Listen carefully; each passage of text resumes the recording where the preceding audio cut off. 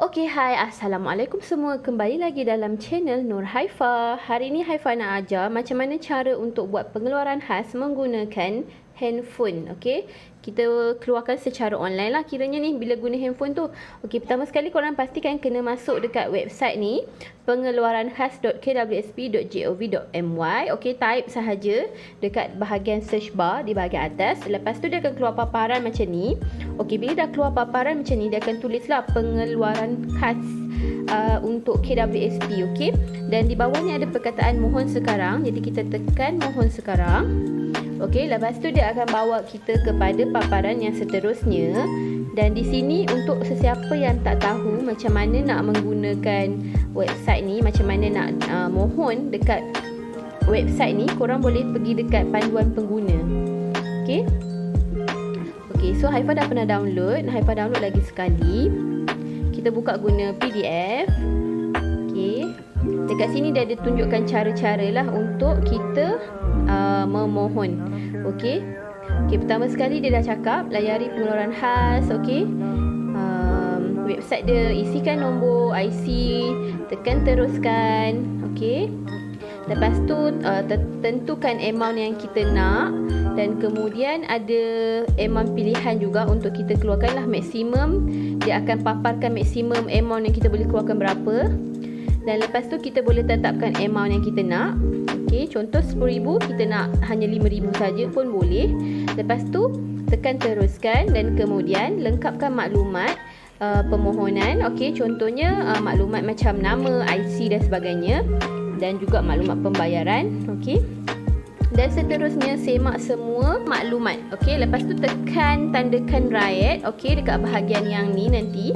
Dan juga term syarat tu korang kena tekan juga. Okey, saya dengan ini mengesahkan dan apa-apa je lah maklumat syarat-syarat dekat situ, korang kena tekan tanda right tu nanti. Okey, lepas tu tekan hantar dan selesai. Okey, so Haifa nak tunjuk cara dia.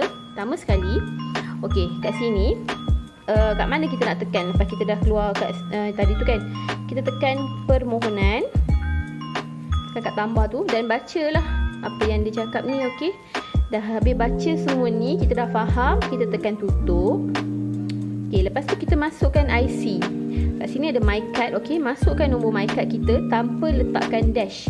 Okey, korang boleh juga tekan dekat nampak tak dekat info yang I dekat sini tadi ni, yang bila kita tekan ni ialah info yang dia bagi tahu macam mana nak masukkan tanpa perlu mengeluarkan dash, tanpa perlu letak dash. Okey, lepas tu okey, Haifa tekan balik back kat sini. Okey, sekejap, tadi Haifa dah terkeluar. Okey, tekan tutup. Okey, okey, masukkan IC macam biasa, dah masukkan, dan bawah ni kita masukkan pula nombor telefon bimbit. Okey, kod dia apa? Contoh kalau kod telefon bimbit kita ialah 016. Kita masukkan, kita tekan 016. Okey, kalau kod nombor phone kita depan tu 011, kita tekan 011. Okey, lepas tu masukkan nombor seterusnya. Okey. Lepas tu kat sini sila pastikan dia dah cakap dah. Okey, IC kita adalah betul. Nombor telefon bimbit kita adalah nombor telefon bimbit yang kita daftar. Masa kita daftar KWSP dulu, kita masukkan nombor telefon bimbit yang tu. Okey, kalau kita tak pernah dan kita tak ingat, sebenarnya kalau kita tak ingat, kita try dulu masukkan. Kalau tak boleh juga, kita kena pergi kaunter KWSP ataupun kita call pihak KWSP. Tapi Haifa galakkan korang pergi terus dekat kaunter KWSP untuk keluarkan, sebab nombor phone tu biasanya kita kena update dekat kaunter. Okey, yang kebiasaannya lah. Boleh juga update dekat kios dekat KWSP juga. Okey, kita boleh update kat situ juga nombor phone kita, tapi seeloknya untuk lebih kata kita faham maksudnya prosedur tu, okey, kita boleh terus pergi kat kaunter, kita update nombor telefon dan kemudian kita buat permohonan secara online. Okey, kalau nak buat permohonan secara terus di kaunter pun boleh, tiada masalah. Okey, seterusnya tekan teruskan. Okey, bila kita dah masuk, ni sebab Haifa tak masuk, so dia tak boleh teruskan lah. So, bila kita tekan teruskan, nanti dia akan keluar maklumat seperti amount berapa berapa ribu amount maksimum yang kita boleh keluarkan, dia akan keluarkan nanti, dan berapa amount yang kita nak untuk kita masukkan dalam akaun bank kita. Okey, katakan kita ada 10,000 contoh, dan amount maksimum dia akan tulis 10,000, kan tinggalkan 100. Maksudnya dalam akaun KWSP kita, akaun 1, akaun 2, okey, yang baki adalah 100 sahaja yang tinggal. Selebihnya kita boleh keluarkan. Okey. Dan jika kita ada 2,000 pun kita boleh keluarkan. Dia akan jadi 2,900 lah. Maknanya 100 tu dia akan simpan dalam akaun KWSP kita. Sama ada akaun 1 atau akaun 2, mana-mana pun tak apa. Okey.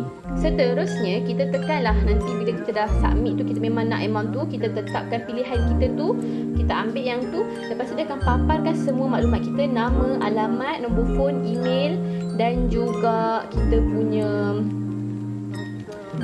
maklumat pembayaran seperti maklumat bank kita. Okey, dia akan keluarkan. Okey.